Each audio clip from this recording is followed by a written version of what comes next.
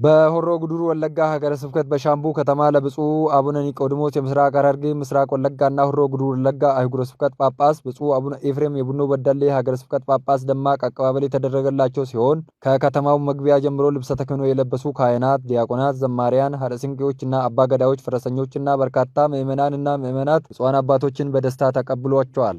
ብፁዓን አባቶቹ በሻምቡ ከተማ በሻምቡ ደብረ ሰላም መድኃኔ ዓለም ቤተክርስቲያን እንደደረሱ ጸሎተ ወንጌል ካደረሱ በኋላ ብፁዕ አቡነ ኤፍሬም በሀገረ ስብከቱ መመደባቸውን የሚያበስር ደብዳቤ አንብበዋል።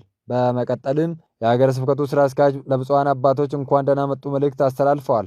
የሻምቡ ከተማ ከንቲባ አቶ ለሜሳ ታፈሰ በበኩላቸው እንኳን ደህና መጣችሁ መልእክት ያስተላልፉ ሲሆን ወንድሞች በህብረት ቢቀመጡ መልካም ነው የሚለውን መጽሐፍ ቅዱሳዊ ቃል መነሻ በማድረግ እኛም በአንድነትና በሰላም ለሀገራችን እና ለቤተክርስቲያናችን እድገት መስራት ይገባናል ብለዋል። በሌላ መልኩ አባገዳ ደቻሳ እንደተናገሩት ለብፁዓን አባቶች እንኳን ደህና መጡ መልእክት ካስተላለፉ በኋላ በከተማችን የተለያዩ ሃይማኖቶች ቢኖሩም በመቻቻል አብሮ መኖር ላይ ሁሉ መስራት ይገባል ብለዋል። በሃይማኖት የማይለይ በዘር የማይለይ የፍቅር ሀገር እንግዳ ተቀባይ መቀበልን ባህላዊ አድርጎ ስኖር የነበረ ህዝብ ዛሬም ክብራችሁ እንደተጠበቀ ሆዶ አብራችሁ ለመጣችሁ ሁሉ ሆሮ ጉዱሩ ወለጋ ዞን እንኳን ደህና መጣችሁ የክብር ምስጋናውን መግለጽ ይፈልጋል።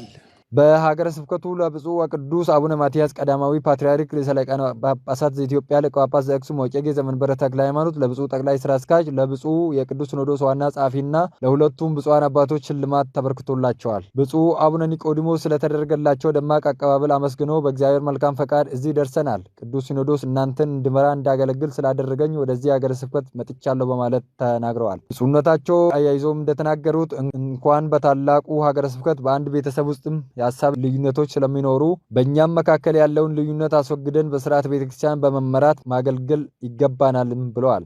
ከቅኝት ውጪ ስንወጣ እንዲህ ነው፣ አገልግሎታችን ይረበሻል። ቅዳሴያችን፣ መንፈሳዊነታችን ሁሉ ይረበሻል።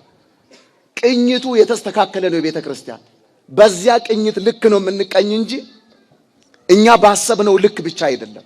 ብፁዕ አቡነ ኤፍሬም የቡኖ በደሌ ሀገረ ስብከት ጳጳስ በበኩላቸው የሻምቡ ህዝብ እንግዳ ተቀባይ፣ ሰውን አክባሪ እንዲሁም ሰላማዊ ህዝብ ነው። ይህ መርሃ ግብር ወይም በዓል የእኛ ሳይሆን የቤተክርስቲያን በዓል ነው በማለት ተናግረዋል። አያይዞም አንድ እጅ ብቻውን ማጨብጨብ እንደማይችል ሁሉ እናንተም በጋራ በአንድነትና በሰላም ሆናችሁ ቤተክርስቲያንን ማገልገል ይገባቸዋል በማለት አባታዊ መልእክታቸውን አስተላልፈዋል። እንደዚህ አይነት አባት ማግኘት በአሁኑ ጊዜ መታደል መመረጥ ነው። እናንተ ታድላቸዋል።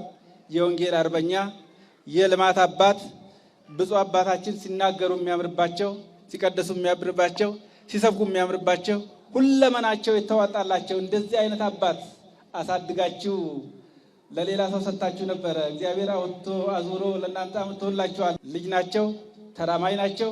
ብዙ ሀገር ከዚህ የበለጠ ተንቀሳቅሶ መስራት ይችላሉ። ብዙ ነገር በዚሁ በእናንተ ሀገር ስኮ በስራ አስኪያጅነት ብዙ ዓመት ያገለገሉ እንደገና በወንጌል ሰባኪነት ብዙ ዓመት ያገለገሉ እናንተ ያሳደጋችኋቸው አባት ስለሆኑ ከዚህ የበለጠ ሀገር ጨምሮ በደንብ መምራት ይችላሉ። አይተናል። ህዝቡ ምን ያህል ለሳቸው ፍቅር እንዳላቸው፣ ለሳቸው ምን ያህል ፍቅር እንዳለው ህዝቡ አይተናል፣ ተመልክተናል። ኩሎ ዘፈቀደ ገብረ እግዚአብሔር፣ እግዚአብሔር የወደደውን አደረገ። ለካ በዛን ጊዜ የመጣንበት ያልተሳካው ሊሆን ያልቻለው ሐሳብና ሐሳባችን የተጋጨው ምክንያት ይኖረዋል። ምክንያቱም የሀገር ውስጥ ሰርዶ በሀገሩ በሬ ይባላልና እኚህ አባት የተወለዱበት ሀገራቸው መውጫ መውረጃውን፣ ቁልቁለቱን፣ ሸንተረሩን፣ ህዝባቸውን ባህሪ ስለሚያውቁ እግዚአብሔር የወደዱን አደረገ። እግዚአብሔር እንደኛ አይሸኩልም። እግዚአብሔር ለሁሉም ጊዜ አለው። እኚህን አባት ለካ ለእናንተ ለሀገራቸው አዘጋጅቶ ኖሯል። መንፈስ ቅዱስ እኚህን አባት አዘጋጅቶ ኖሯል። ስለዚህ በዛን ሰዓት ሐሳብና ሐሳብ ምን ጊዜም ሰውና ሰው አይጋጭም።